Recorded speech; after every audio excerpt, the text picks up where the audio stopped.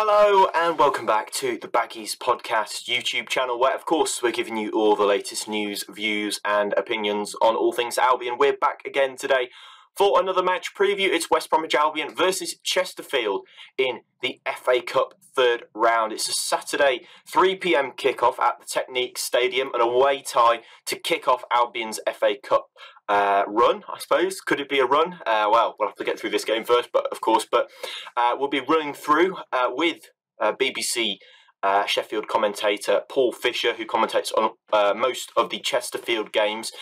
We'll be hearing from him shortly. I'll be doing a little interview with him to kind of get the lowdown on Chesterfield. Then I'll be talking about Albion with a predicted lineup in there.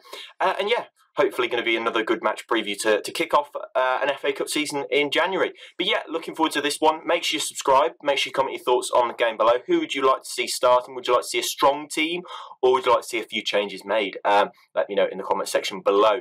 Subscribe if you're new, and let's crack on. It's match preview time, and let's go. So, as mentioned in the introduction to the preview, we have BBC Radio Sheffield's commentator and reporter Paul Fisher, we're gonna hopefully draw on his breadth of Chesterfield knowledge ahead of this FA Cup tie. Paul, first of all, how are you doing? Welcome to the show. Yeah, thank you very much for inviting me. Yeah, very well, thank you, and looking forward to the game on Saturday. Yeah, me too. Me too. It should be a very, very good FA Cup tie, a classic one. I'm a bit disappointed it's not on TV, to be honest, Paul. I was hoping we might see it on TV, but obviously in your work for sort of BBC Radio Sheffield at the moment, what sort of stuff do you get up to regarding Chesterfield? Sorry. Yeah, I cover them on a regular basis, majority of the time. So yeah, just been a couple of times. It helps. I live locally as well to Chesterfield, so it's handy just to dip in. And so yeah, it's been a bit of a roller coaster over the last sort of couple of seasons. There's not generally too many weeks go by without something dramatic happening at the Technique Stadium. So yeah, this is a good positive thing to look forward to. And unlike you, I'm a little bit disappointed it's not on telly, but I guess Chesterfield aren't a traditional non-league side, if you know what I mean. Yeah. You know that they do have the average in 7,000 this season, so that doesn't quite fit in with the non-league criteria, does it? So but yeah, I'm a little bit disappointed with that, but yeah, looking forward to it. Yeah, me too. I hope it's going to be a good game. But obviously, season so far for Chesterfield, Paul, it's been pretty decent by the looks of things. Anyway, third in the National League at the moment. How have you kind of found things? Has it been a good sort of start to the season?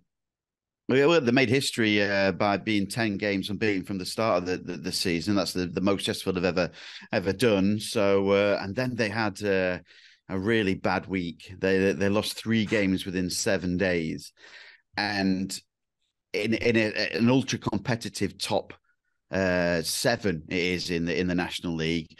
They kind of lost ground now on Notts County and Wrexham, but Chesterfield are on course to, I think he's getting 96 points this season if you kind of work it out. Wow. The points per game. And they're still only 3rd in the table. So it shows how Notts County and Wrexham have just taken that extra step forward and how they've been doing. I mean, Chesterfield have been excellent this season. They've been playing some wonderful football. They've got 49 points. They sit in 3rd place.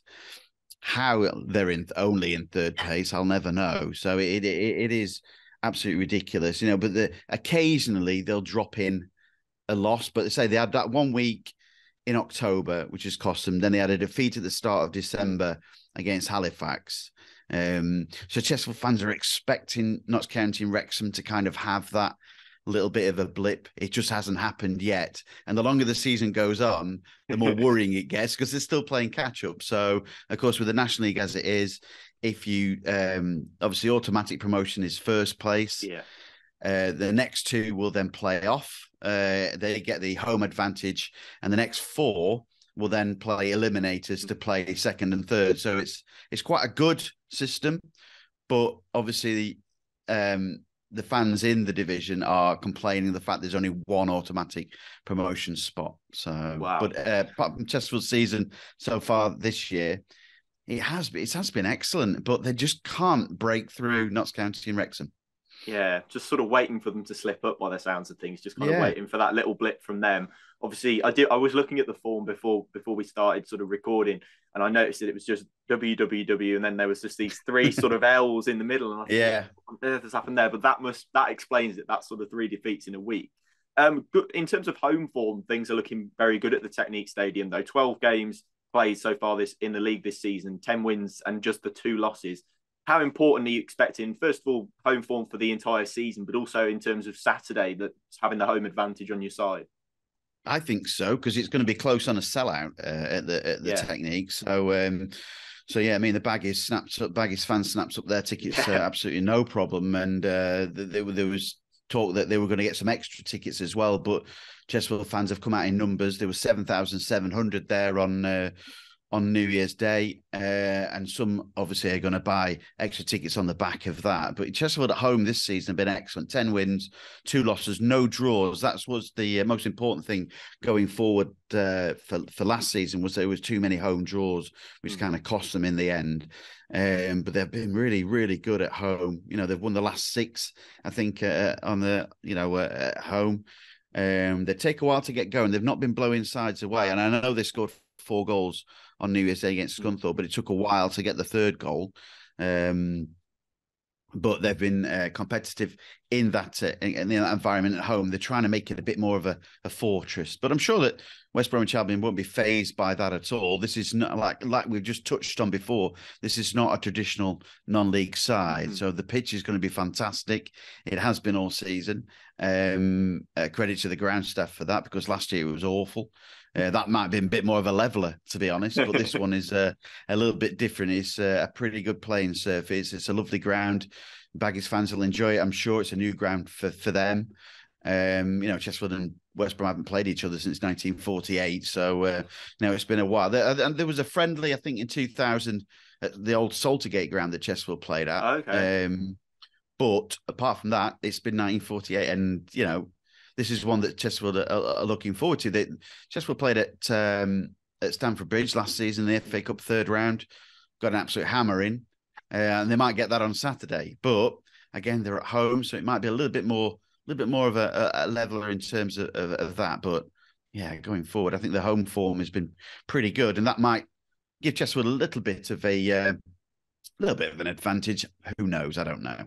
Yeah, maybe. If it's a big atmosphere, I think possibly, you're looking at sort of, it's not quite your classic non-league tie, as you said, because Chesterfield have spent, quite a lot of their history in league football. So we're kind of used to heading to, well, Albion fans, maybe not, but, Football League fans are used to heading to Chesterfield as a football league tie rather than a national league tie. But I wanted to get a bit more about your manager, though, Paul, because Paul Cook's currently in charge. He's a familiar face for, I think, a lot of Football League fans after spells at Wigan and Ipswich, but he's won, I think, by looking at things, 51% of his games in charge of the club so far, in his 2nd spell as well, worth noting. Yeah. But how have you found his reign so far?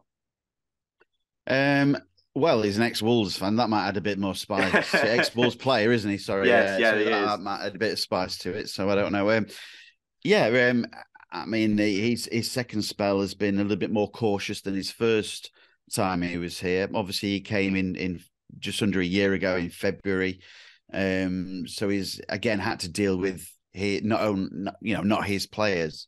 So he picked on the back of that, and Chesterfield seemed to struggle a little bit to get used to a system that he plays. He plays a 4-2-3-1 system. He's played that majority of the time he's been a manager. I'm sure we'll talk about that later, but so he knows what system he wants to play. But when he first arrived, like I said, there was players that he hadn't brought into the squad, so it was difficult to sort of integrate them into a new system, if you know what I mean. So he had to kind of revert back to what they were playing before, and it just didn't quite work. And Chesterfield very nearly missed out on the playoffs last season on the back of that. So they were trying to play catch up a little bit. And then he kind of fell out with the media towards the back end under a little bit of pressure. They lost 3 games on the spin and didn't score any goals, which kind of got them from a good position in the playoffs and dropped them further down. And like I say, they just managed to squeeze in. But I've not managed to have a conversation with him this season. He's not speaking to BBC Radio Sheffield at the moment.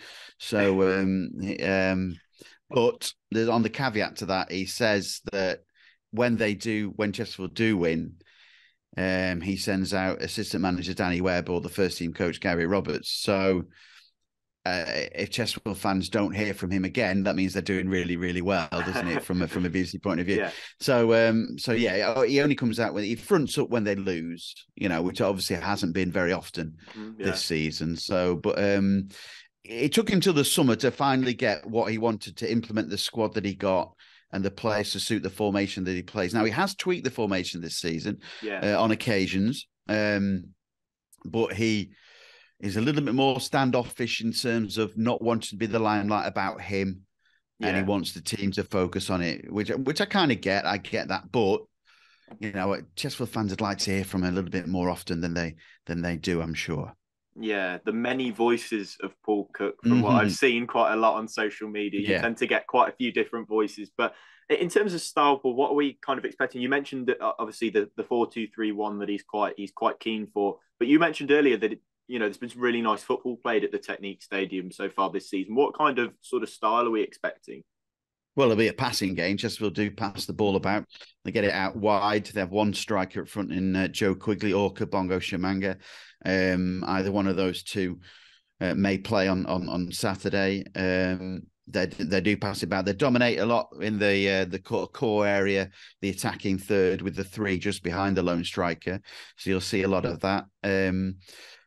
On occasions this season, he's played 4-1-4-1. So he's just had the one holding midfielder in Mike Jones, the veteran player who was a former winger, but now plays as a holding midfielder. He's at 35 years old, and will just sit in front of that back four. It will be a back four. That's for definite. And it will be one striker. So, there's obviously various ways how they'll do it during the course of the game, but they pass the ball about. That's how they do it, and they try and get quick tempo and play the ball. It's the old Paul Cook way. He was an old midfielder himself with a wand of a left foot, and he just liked to pass the ball. And I think he does that and passes, and you'll see him shouting from the touchline, pass, and then when they haven't got the ball, press. So that's probably why it's a sore throat on occasions, you see, because he's constantly having a go, not in the terms of having a go at his players, but getting them to put his ideas down and what he says straight away. So he's a very thoughtful manager in that, but it will be a passing game. Yeah, that might be why we hear those kind of higher octaves of Paul Cook's voice from time to time, because of the commands he shouts across the pitch.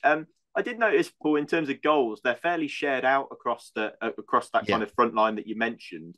Who it doesn't have to be, of course, an attacker, but who are we kind of looking at as a one to watch for Chesterfield this season?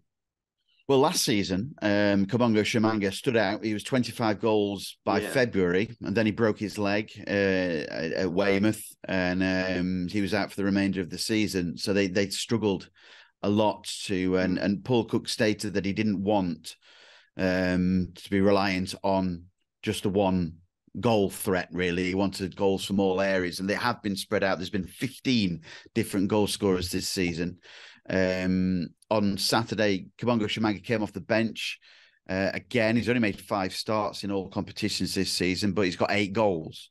So in all competitions, so 7 in League One in the Cup.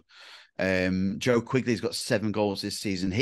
He's more of a target man, a threat, really. He's not hugely tall, and but he runs the channels quite well and can be a bit of a nuisance and drags defenders away. That allows the 3 behind, whoever they may be. It's likely to be Mandeville, Dobra, and Akwasi Asante. And they've all got goals this season. So Armando Dobra scored in every round so far. So 4th qualifying round, 1st round, 2nd round. So he's got a story to be written there. There's an angle for anybody, any press coming on Saturday. Akwasi Asante just got back into the side after injury. He's a Blues fan. He's a Birmingham fan. So he mentioned to me after the game on Saturday he doesn't particularly like West Brom very much. So again, there's another little twist to the story as well. So yeah, the goals have been spread out, but mainly the threat is coming from attacking right back Jeff King. He's got 8 goals so far this season, and he scores a wicked free kick. I don't know if you've seen the third goal on Saturday, but the highlights are up now. What a fantastic free kick and that's not the first free kick he's taken this season. So you got to, West Brom have got to be wary from an option from a free kick from just outside the area. Jeff King is the man to take it, but they've also got other options taking free kicks as well, like Darren Oldacre. So they're going to be a threat, Chesterfield, in the game. I can't see them overall winning it, but you never know. They may be good for a couple of goals, maybe. Yeah, well, I mean, there seems to be a lot of attacking threats and plenty of kind of outputs, as you mentioned there, Paul, for Chesterfield to work through. Really, if one option isn't seemingly on form, they've got plenty of other players to rely on. But are you expecting kind of a full strength 11? Obviously, how big of an emphasis is Cook placing on the cut this season? Well, the annoying thing is they've got a game on the Tuesday night against Wealdstone away from home. That's likely to be more difficult if you put the two up against each other. And they've got a relatively injury-free squad. Manny Oyeleke is the one who's been out sort of long term. He's not played so far this season. George Cooper's out as well, but that's just to name a couple.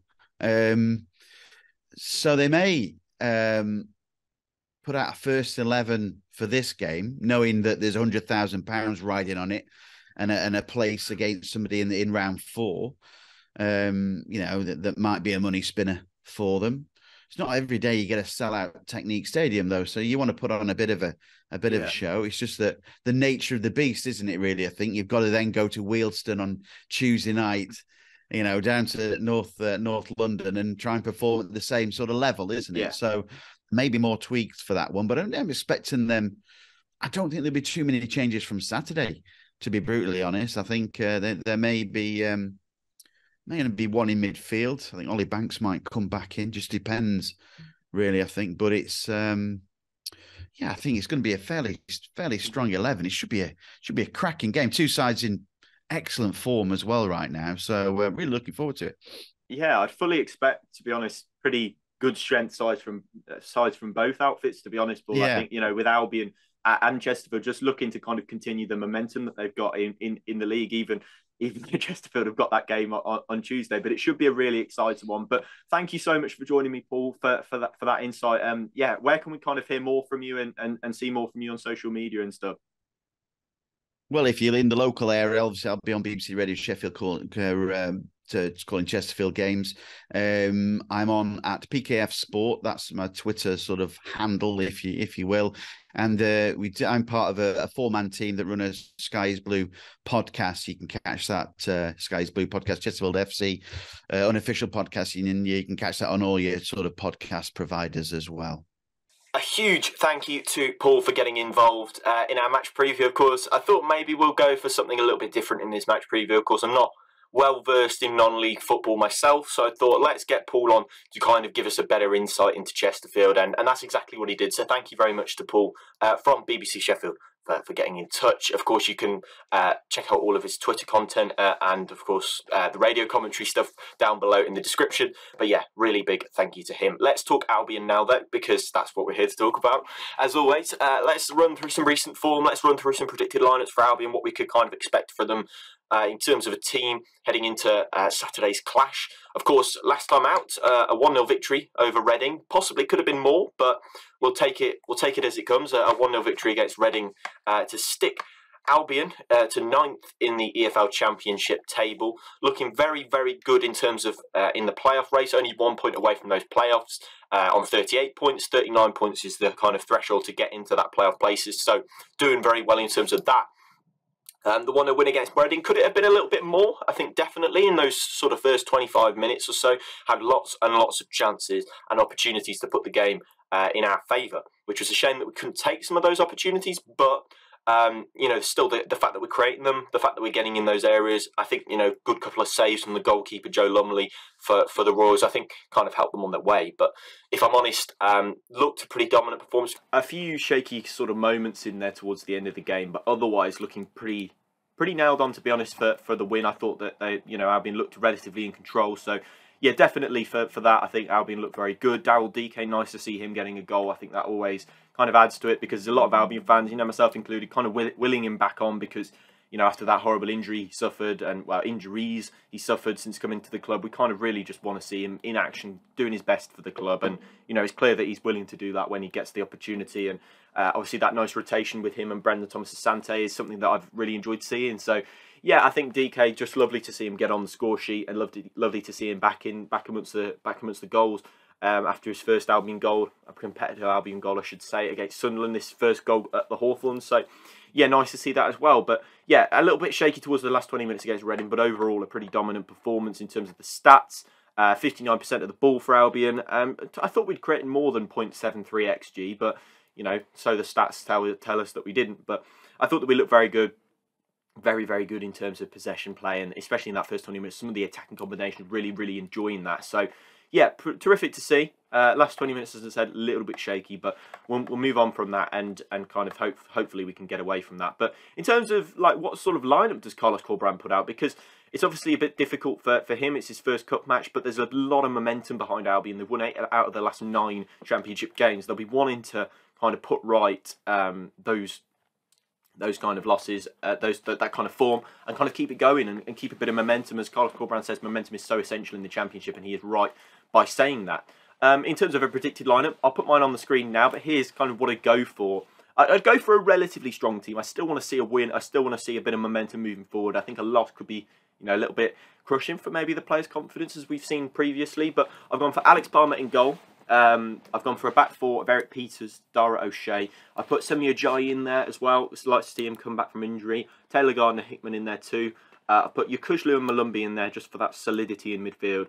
And then kind of a 3 behind the striker of Diangana, Rogic and Grant. Of course, Diangana and Grant not quite had too many minutes of late. Rogic sort of coming on from the bench, a few starts in there, but maybe a nice chance to build some confidence. And then Thomas Asante up front, I think he's obviously very well suited to the sort of lower realms of English football, whether it be league or obviously not non-league, but definitely suited to League 2 football. So maybe this could be a real task for him to go and get a couple of goals for himself and build some confidence that way. But yeah, as in terms of score prediction, I'm going to go 2-0 Albion. I think it will be hopefully a very dominant and controlling performance. But of course, the FA Cup, you never know. The magic of the cup could strike, and we'll see what happens. But yeah, of course, Chesterfield, as Paul explained, are doing really well in terms of an attacking sense. They've got lots of attacking output, so going to still have to be on our best game in terms of respecting the opposition and keeping ourselves tight at the back, as we have been doing in recent weeks. But yeah, I'll go 2-0 Albion. Drop your score predictions below. That's the end of this match preview. Thank you so much for watching. Enjoy the FA Cup tie. Let me know if you're going down in the comment section below. Subscribe if you're new. And I'll see you in the next match preview. Thanks so much for watching. Goodbye.